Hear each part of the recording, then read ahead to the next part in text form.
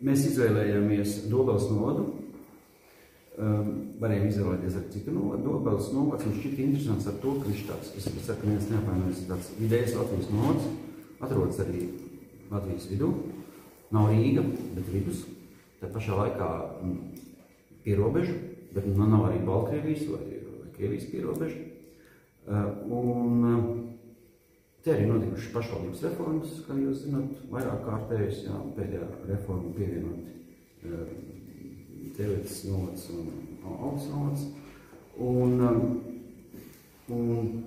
gribētos uzzināt un saprast, kā ir laika gaitā mainījusies drošības situācija šeit novadā, gan pirms tam, kad šie divi novadi tika pievienoti, gan tagad.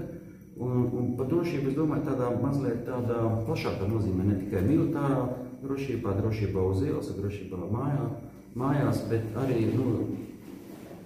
tādā, jo mēs zinām, ka arī pasta pieejamība ir zināms drošības jautājums, veikala pieejamība,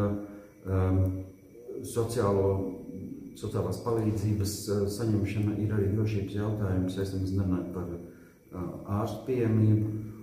Dobele, Aldas, Tēvete tika apvienoti, un šī brīdī tas jau ir tas lielākais problēma izaicinājums, ka 3 patstāvīgas kopienas, kas bija veidojuši savu struktūru, savu pašvaldību, savas prioritātes. Vienam tā ir drošība, vienam kultūra, vienam būtu sports. Tagad ir jāvienojas šīm visām kopienām par vienotu struktūru, kas tad notiksies, kas būs mūsu prioritātes, un tas ir, man liekas, arī tas lielākais izaicinājums, ar ko mēs esam saskārušies kopš novada izveidošanas, saprast šo kopējo noskaņojumu, kopējās vajadzības, kas tam mums visiem ir šobrīd prioritātes, ja? Un mēģināt veidot šo jauno kopienu, jauno novadu. Un es domāju, paies vēl kādi 5 gadi, līdz mēs būsim izveidojuši arī, ka mēs esam arī, domāšanā kopēji, neesam mēs jūs, bet ir Dobeles novada iedzīvotāji ar kaut kādām kopējām vērtībām. Protams, mūsu kā politika izvēle bija tāda, ka drošība mums ir viena no prioritātēm jaunajā novadā. Līdz ar to, ja mēs skatāmies arī darbinieku skaitu, kas mums ir, tad, ja citās nozarēs mums ir darbinieku skaits samazinājums, tad šī vienīgā nozare, kur ir darbinieku skaita palielinājums. Kāda nozare? Policija, pašvaldības policija. Ja pirms tam bija 17 kopā darbinieki, tad šobrīd 26. Tātad izveidot arī šo koordinācijas centru, izveidojot diennakts dežūras visa novada teritorijā. Un es domāju, vismaz manas sajūtas, ka tas ir pareizais solis jaunajam novadam. Ir sevišķi, ka, diemžēl, arī valsts policija mums ir pēdējos gados nevis kļūst stiprāk reģionos, bet vājāk. Kopumā, kā tieši mēs turpinām, ko Govs teica par to policijas tieši iesaistīs pārējiem. Principā tajā laikā, kad notika tā novadas apgūšana, tieši tajā momentā, bija tā sajūta, ka mēs mazliet pamestēs. Mums vajadzības, viss centralizējā Dobelē, mums visu aizteica, visu ciet, vietējot un visu no mūsu, kas saka, ieciet no visu, ciet. Un arī tā sajūta, tās paši dežūras, tās reidi, dežūras vai izbraukumi, arī fiziski viņi nevarēja teikt, tā vairāk mazāk redzēt, tieši runājot pašvaldības policija. Šobrīd, kā to otro dienu viņas arī braucot reāli, arī, pie mums tas ir labi, vai ne? Tas ir ļoti labi, jā. Mēs redzam, ka ir tas, ko mēs taisījāmies iet, tas viss arī ir rezultāti. Svarīgs jautājums, kā Ilmārs minēja, ir ģimenes ārsti, jo tagad jau viena prakse jau ir aizvērusies, tad 22. martu viņa, man liekas, 22. mums bija, ka varās ciet, un vēl viena prakse versies ciet jūnijā, manuprāt.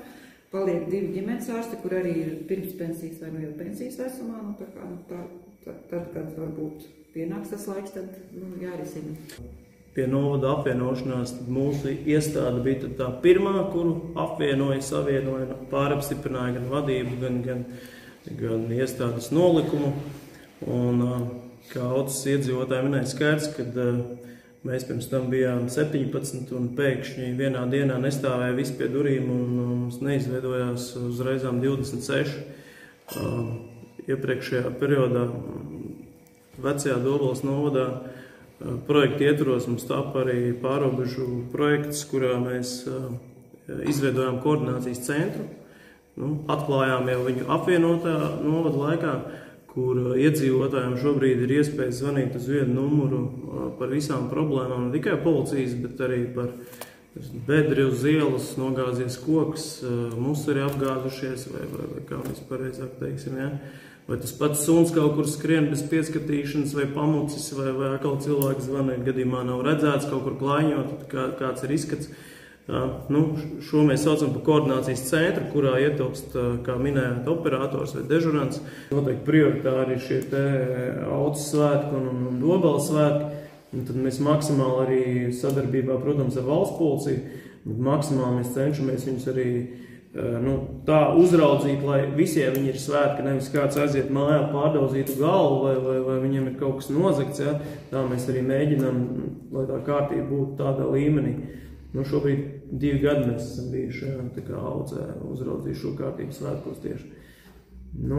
Jā, bet es jau vēl vienreiz atkārtošos, ka noteikti, kad mēs intensīvi sadarbojamies ar valsts policiju, jo jā, kā jau priekšādātājs minēja, tad Audzē kādreiz bija punkts arī valsts policijai, šobrīd viņi nav.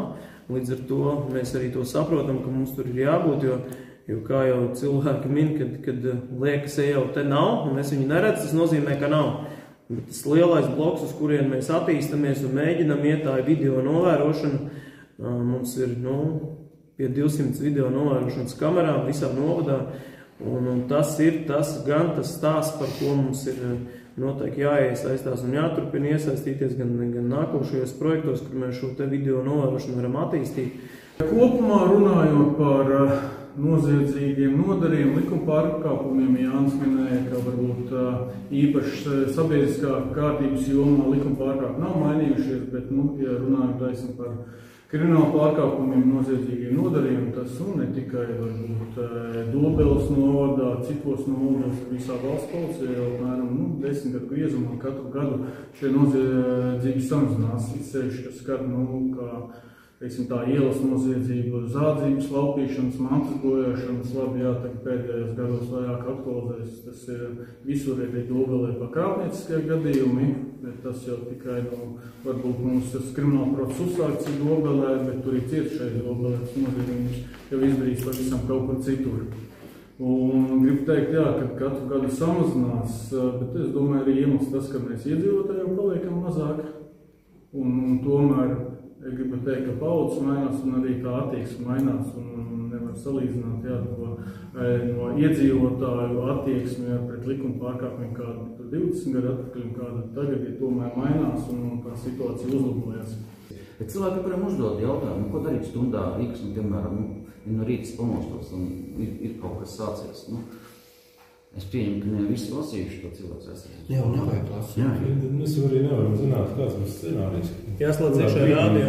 Kas notiek no kuras puses. Šīs situācijas jau nav tādas standartas risinājumi. Bet jā, tā ir problēma, kas Latvijā diemžēl ir, un mēs šobrīd arī esam sākuši sadarbībā ar glābšanas dienestu. Kā koordinātori, tad apzināt šīs vietas, kur tad būs, kur ir, mēs zinām. Teorētiski mēs zinām, un arī cilvēkiem vajadzības gadījumā tas tiks nodots, bet, kā Ivars jau teica, šī informācija pietiekuši tāda sensitīva, kas ir tomēr liela jāsaprāt. Iekārtoti bunkuri? Nav, protams, ka nav parādiet Latvijā vienu iekārtot. Nē, tas, ko mēs mācāmies no Ukrainas, ja, kad lielākā daļa iedzīvotāji iet bojā tieši dodoties uz patvēru. Ja. Tā ir tā problēma, ka viņam nemaz nevajadzētu atstāt mājas tajā brīdī jau, kad ir šis gadījums. Un faktiski vairāk ir tuvumā šeit, nevis kaut kur doties tagad pāri pilsētā, viss jau papildus jau briesmām. Novada apvienošanas reforma, kā tad ietekmēja bataljonu? Es teiktu no sākuma, bet vispārīgi pozitīvi, tāpēc, kad iepriekš es strādāju kopā ar 7 novadiem, kas bija iepriekš. Tad, kad novads apvienoja, tad strādāju ar 2. Jūs tagad sapratīsiet, kāpēc ar 2, tad ar 2 tas ir Dobeles novads un Tukuma novads, jo Zemesardzes 51. kājnieku bataljona atbildības teritorijā iekļaujās Tukuma novads viss iekšā un Dobeles novads. Tātad reforma deva šo gandarījumu, ka es var strādāt ar diviem novadiem, un tas darbs ir raitāks, nav viņš tik sadrumstalots, viņš ir centralizētāks. Šī ir tā labā lieta. Ja mēs virzamies tālu... Centrs ir kur? Dobelē? Bataljona dislokācijas vieta ir Dobelē. Šeit. Jā. Virzoties tālāk par drošības jautājumu, par ģeopolitisko situāciju, jā. Bet es kā komandieris vienmēr esmu mēģinājis cilvēks nomierināt. Sadzirdēju jūsos arī, ka cilvēki uztraucās un mēģina nesaprast lietas vai saprot savādāk lietas, teiksim tā. Uz doto brīdi nav tiešu apdraudējumu Latvijas valstī vai Baltijai. Tāda man ir informācija. Ja mēs runājam jau par lokālajām vietām un kāda mums ir sadarbība gan ar pašvaldību, gan ar valsts policiju, pašvaldības policiju, tad, kā jau minēja domas priekšsēdētājs, mums ir Nacionālajā bruņotajos spēkos noteikts tādas mācības kā pilskalns.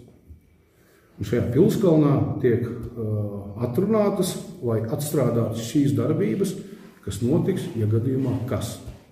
Ja mēs runājam par civilās aizsardzības plānu, tad šī plānā ir secīgi noteikts gan laikā, gan telpā, gan iespējamie pieejamie resursi, kas ir civilējai sabiedrībai, vai atbalstošajiem novadiem, vai sadarbības starp novadiem, un tālāk un projām. Protams, šis civilās aizsardzības plāns, viņš ir uz vairākām lapām, bet viņš ir publikai sabiedrībai pieejams,